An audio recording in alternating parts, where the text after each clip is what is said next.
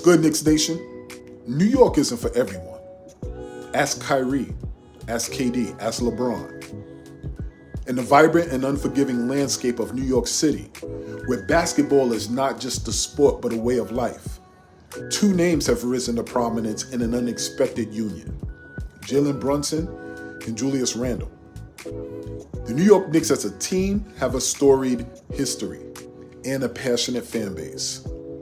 But we've found an unlikely formidable pair in this dynamic duo, igniting a resurgence now that has captivated initially skeptical Knicks fans and the always skeptical of our New York team, the rest of the NBA world.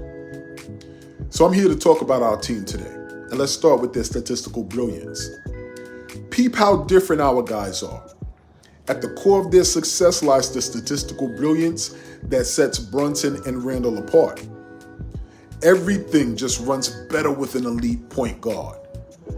Brunson is approaching genius levels in orchestrating plays for the New York Knicks, boasting exceptional playmaking skills and toughness. His high assist-to-turnover ratio and efficient shooting percentages have become the backbone of the team's offensive prowess.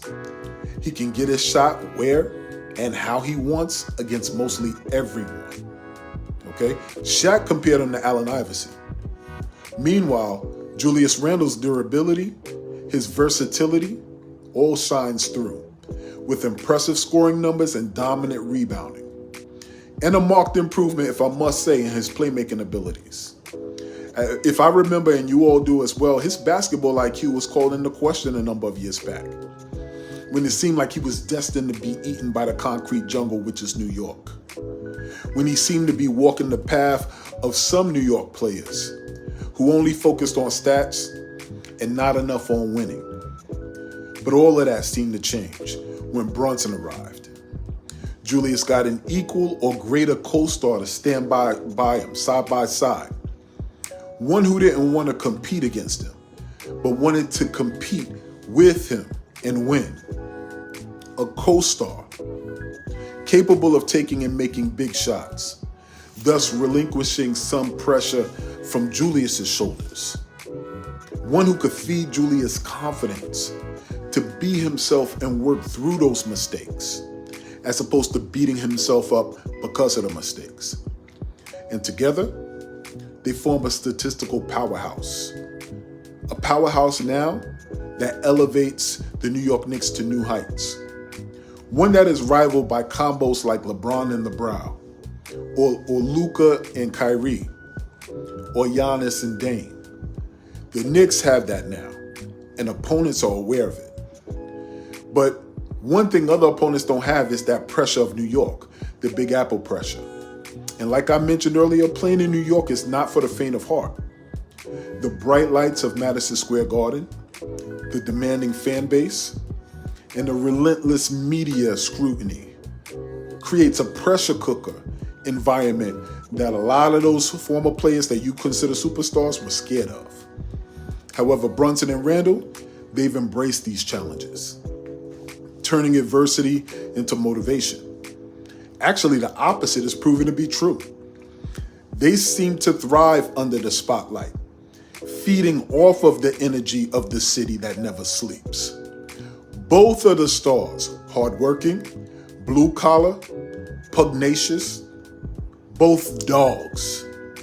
Both players who are obsessed with winning, with one displaying that in a manner that is passionate and emotional sometimes, and the other who displays it in a manner that's stoic, a silent assassin type of demeanor.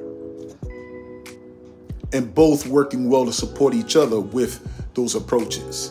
And it leaves opponents off balance and at a disadvantage. It is the resilience that has become a driving force behind the Knicks' resurgence. But what I love about their dynamic, though, is the sidekick type of angle. You can see it. Beyond the stat sheets and the game highlights, the dynamics between Brunson and Randle extends on or off the court. There's a camaraderie there. Randle always talks about Brunson being his psychologist on and off the floor. They have this sense of calm that Brunson can allow Julius Randle to be who he is. It's interesting to see, and it's interesting to see how it unfolded. Recently, Julius Randle, recently is today, was on the Roommates broadcast, the Roommates podcast. And he talked a little bit about his mentality coming to New York. He was leaving Kobe Bryant, someone who took on every challenge, and he wanted to embody that Mamba mentality. And the exact same way that they are playing right now is the way he envisioned his experience in New York to be. But sometimes it takes the right team and the right players to come together and make it happen. And those dreams are coming true now. So now the sights are set on Eastern Conference dominance. And we're going to analyze, look, Brunson, Randle, role players, Tom Thibodeau, defensive identity, and a competent operation of the organization has now positioned the New York Knicks to be a powerhouse in the East. And people were predicting the path for the New York Knicks to be bright, but they didn't predict for it to be right now. And this is where we are. This team has found a formula for success.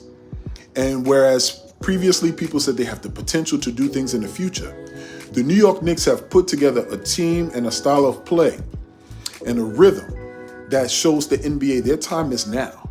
And the New York Knicks have their sights on setting the league on fire and reaching for something that many people didn't predict they would be able to reach for.